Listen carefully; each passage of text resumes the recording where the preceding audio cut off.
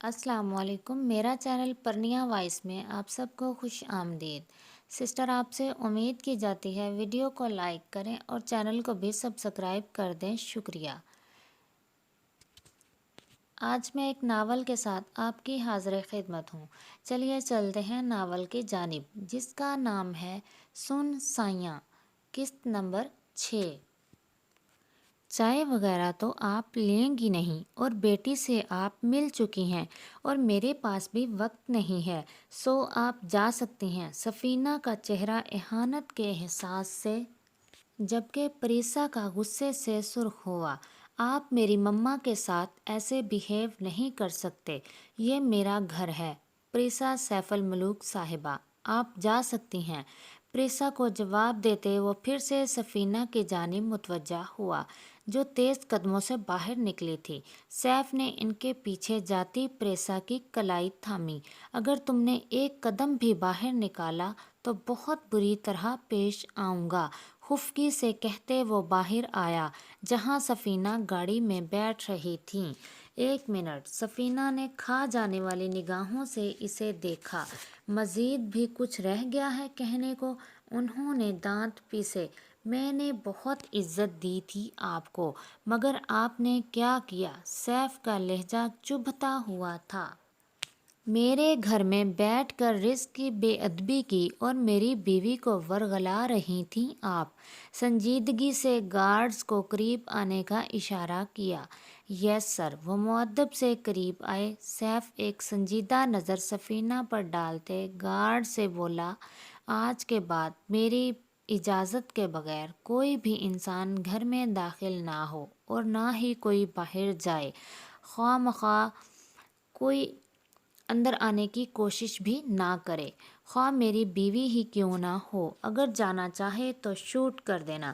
سفینہ نے ہکا بکا ہو کر اس سرپھرے کو دیکھا۔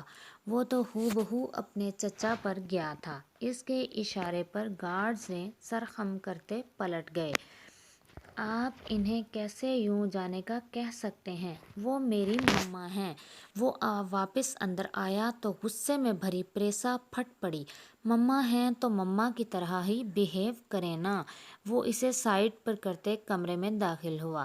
آپ تو کہیں جانے والے تھے، یہی بہانہ بنایا تھا، اب کمرے میں کیوں جا رہے ہیں؟ پریسا دانت پیستے اس کے پیچھے کمرے میں داخل ہوئی۔ سیف ڈریسنگ روم میں چلا گیا۔ باہر آیا تو بلیک 3 پیس میں ملبوس تھا۔ بال بناتے وہ پری کی غصیلی نگاہوں کو یکسر نظر انداز کر رہا تھا۔ میں کچھ پوچھ رہی ہوں۔ پریسا اس کے سامنے آئی۔ سیف نے اطمینان سے کلائی پر گھڑی باندھتے بیوی کا پھولا چہرہ دیکھا۔ پریسا سیف الملوک صاحبہ، میں نہ تو جھوٹ بولتا ہوں اور نہ ہی بہانے بناتا ہوں۔ جو کرنا ہوتا ہے وہ ڈنکے کی چوٹ پر کرتا ہوں۔ اگر آپ کو یہ غلط فہمی ہے کہ میں نے آپ کی ڈیئر مما کو بہانے سے بھیجا ہے تو آپ غلط ہیں۔ مجھے واقعی کہیں جانا تھا، اور اکیلا تمہیں ان کے پاس چھوڑنے کا رسک میں لینا نہیں چاہتا تھا۔ اور ہاں، آج کے بعد نہ تم ان سے ملو گی اور نہ ہی بات کرو گی۔ اور ہاں، باہر جانے کی کوشش تو بالکل مت کرنا، کیونکہ میں گارڈ کو اجازت دے چکا ہوں، وہ بنا پوچھے شوٹ کرنے کے پابند ہیں۔ پریسا، جو انتہائی غصے سے سیف کی باتیں سن رہی تھی، آخری بات پر بے ساختہ ہنس پڑی۔ اوہ ریئلی؟ آپ نے مجھے شوٹ کرنے کے آرڈر دے دیے ہیں؟ واؤ! سیف نے اس کے نان سیریس انداز پر سر جھٹکا۔ یہ لڑکی اسے بھی ابھی تک نہیں سمجھی تھی۔ پھر تو میں ضرور جاؤں گی۔ میں سیریس ہوں مسز سیف، میں گارڈز کو آرڈر دے چکا ہوں، آپ باہر جانے کی کوشش مت کیجیے گا۔ سیف سنجیدگی سے کہتے باہر نکل گیا، جبکہ پریسا نے ناک سے مکھی اڑائی۔ وہ بھلا کیسے اسے شوٹ کرنے کے آرڈر دے سکتا؟ سفینہ کو حویلی سے آنے کے بعد خوشخبری ملی تھی۔ وہ اپنے بچے پر حویلی والوں کی پرچھائی بھی نہیں پڑنے دینا چاہتی تھی، اسی لیے ماموں کے پاس کینیڈا چلی گئی، جہاں پریسا کی ولادت ہوئی تھی۔ اور ہر ماں کی طرح سفینہ کو بھی بیٹی سے بے انتہا محبت تھی۔ نانا اور ماموں کے بارہا کہنے کے باوجود وہ دوسری شادی کے لیے نہیں مانی تھی۔ پریسا 3 برس کی تھی جب وہ لوگ پاکستان لوٹ آئے تھے۔ مہروز کو بھی بیٹی کی پیدائش کی خبر ہو چکی تھی۔ وہ اس ننھی سی پری سے ملنے کو بےتاب تھے۔ پریسا 3.5 برس کی تھی۔ اس کا اسکول میں ایڈمیشن ہو چکا تھا جب مہروز ایک روز اس کے اسکول چلے گئے۔ پچھلے چند روز سے سیف الملوک مصروفیت کے باعث کافی تاخیر سے گھر آتا تھا۔ پریسا کو کتنے دن ہو گئے تھے اس سے بات کیے۔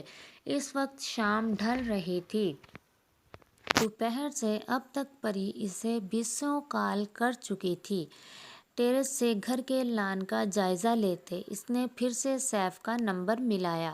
کیا مسئلہ ہے یار؟ کیوں بار بار تنگ کر رہی ہو؟ پہلی بیل پر کال ریسیو کرتے سیف نے بڑے ضبط سے پوچھا تو وہ مسکرائی۔ جانتی ہو فارغ نہیں بیٹھا ہوا میں، کوئی کام ہے تو بتاؤ ورنہ دوبارہ کال کی تو بالکونی سے نیچے پھینک دوں گا۔ کب آئیں گے؟ آ رہا ہوں بھائی، 5 منٹ میں گھر ہوں گا تو پلیز اگلے سیکنڈ کال مت کر دینا، میں پہلے ہی بہت برداشت کر چکا ہوں، ضبط مت آزمایا کرو میرا۔ اوکے اوکے، اب گھر پر بات ہوگی۔ سلجھو انداز اپناتے کال کاٹی کیونکہ احساس تھا کہ وہ سیف کا واقعی ضبط آزما چکی ہے۔ وہ بعجلت سیڑھیاں اترتے باہر آئی، سیاہ پاجامہ کے ساتھ سرخ اور مہندی رنگ کی اے لائن شرٹ، پاؤں میں نازک سی سینڈل اور بڑا سا دوپٹہ، بالوں کی سادہ سی چوٹی گوندی ہوئی تھی۔ تو سیف الملوک نے مجھے شوٹ کرنے کا حکم دیا ہے؟ اس نے رک کر موبائل تھوڑی سے لگاتے سوچا، پھر مسکرا دی۔ ٹھیک ہے دیکھ لیتے ہیں۔ پری بھاگ کر پورچ میں گاڑی تک پہنچی، تبھی لینڈ کروز گیٹ عبور کرتی پورچ میں رکی۔ پیچھے گارڈ کی جیپ تھی۔ تبھی سیل اسکرین سے نگاہ اٹھاتے سیف کی نگاہ بیک مرر کی جانب اٹھی جہاں اس نے شیفون کے دوپٹے کی جھلک دیکھی۔ سر جھٹک کر مسکراہٹ ضبط کی، پھر باہر نکل کر دانستہ موبائل دیکھنے لگا۔ پریسا گاڑی کی اوٹ سے ہوتے کھلے گیٹ کی جانب بڑھ رہی تھی۔ تو فرار کی کوشش کر رہی ہیں محترمہ۔ سیف محفوظ ہوا۔ وہ گیٹ سے چند قدموں کے فاصلے پر تھی جب سیف الملوک کے ذہن میں دھماکہ ہوا۔ مسکراہٹ سمٹی۔ اوہ شٹ! وہ دیوانہ وار پری کی جانب لپکا۔ اس سے قبل کہ وہ گیٹ کی دہلیز پر قدم رکھتی، سیف نے اسے اپنی مضبوط گرفت میں لیا۔ تبھی فضا گولیوں کی تڑتڑاہٹ سے گونج اٹھی۔ وہ دونوں ان بیلنس ہو کر ماربل فرش پر گرے تھے۔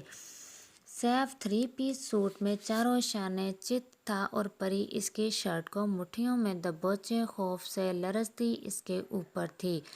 گارڈز نے مسکراہٹ دباتی نگاہوں کے ساتھ سر جھکائے رخ موڑ لیے۔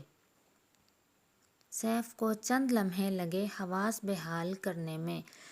گارڈز کے رخ موڑنے پر اپنی پوزیشن کا احساس ہوا تو نرمی سے پری کو ہٹاتے اٹھا اور اسے بازو کے حصار میں لیتے اندر چلا آیا۔ تم ٹھیک ہو پری؟ کمرے میں آ کر اس کے کانپتے وجود کو دیکھتے نرمی سے پوچھا۔ اس کی حالت بہت خراب تھی۔ وہ حالت تو خود سیف کی بھی خراب تھی۔ اگر وہ تھوڑا لیٹ پہنچتا اس سے آگے سوچنا محال تھا۔ لو پانی پیو۔ پریسا کے قریب بیٹھتے نرمی سے پانی دیا جو وہ گھٹا گھٹ پی گئی تھی۔ سیف کو خود پر غصہ آیا۔ آپ نے واقعی مجھے مارنے کے لیے کہا تھا؟ خوف سے زرد چہرے کے ساتھ آنکھوں میں نمی لیے پریسا نے دل گرفتی سے پوچھا تو سیف نے بے ساختہ اسے سینے سے لگا لیا۔ وہ لوگ مجھے مار دیں گے نا؟ سوری۔ سیف نے اس کا چہرہ سامنے کیا۔ وہ ایسا کچھ نہیں کریں گے، ریلیکس۔ اگر آپ نہ آتے تو؟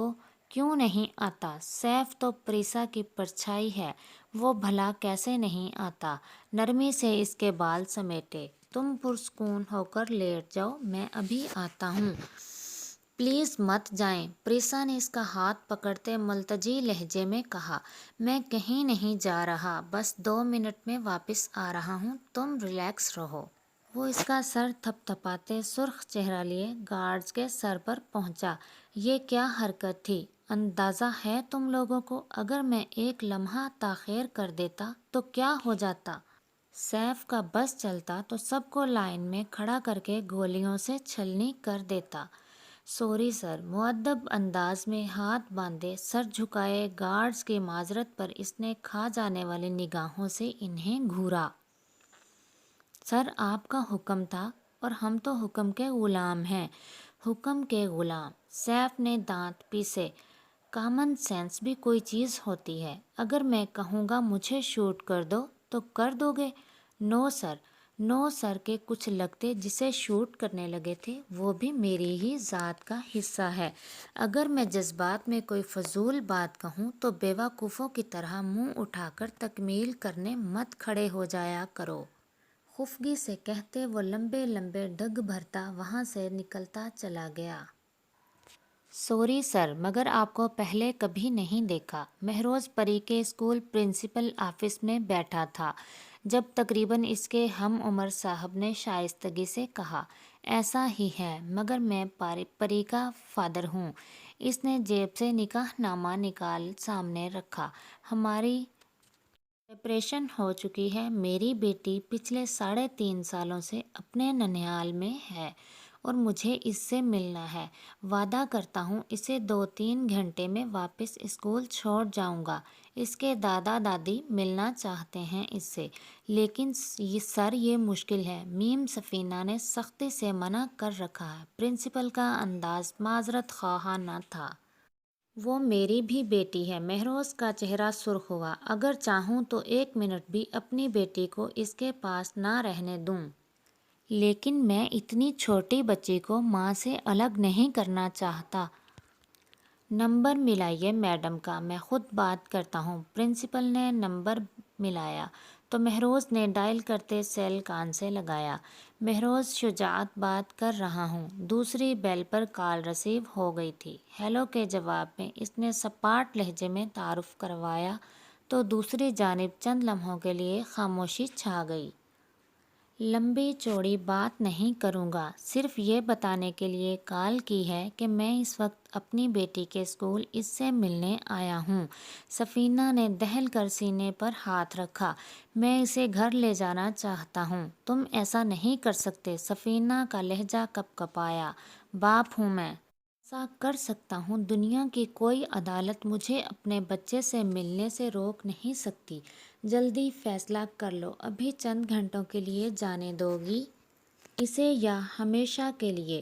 پہلے وعدہ دیں آج کے بعد دوبارہ اس سے نہیں ملیں گے۔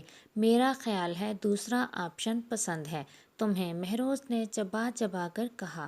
نہیں پلیز، زندگی میں شاید یہ پہلا موقع تھا جب سفینہ ایان یوں بے بس ہوئی تھی، وہ بھی اپنی متاع حیات کے لیے۔ بیٹی ہی تو کل کائنات تھی اس کی۔ آپ لے جائیں اسے ساتھ چند گھنٹوں کے لیے، لیکن پلیز اسے مت چھینیے گا مجھ سے۔ آپ کے پاس تو قاسم ہے، شہری ہے، لیکن پری تو نہیں ہے، مہروز نے حسرت بھرے لہجے میں کہا۔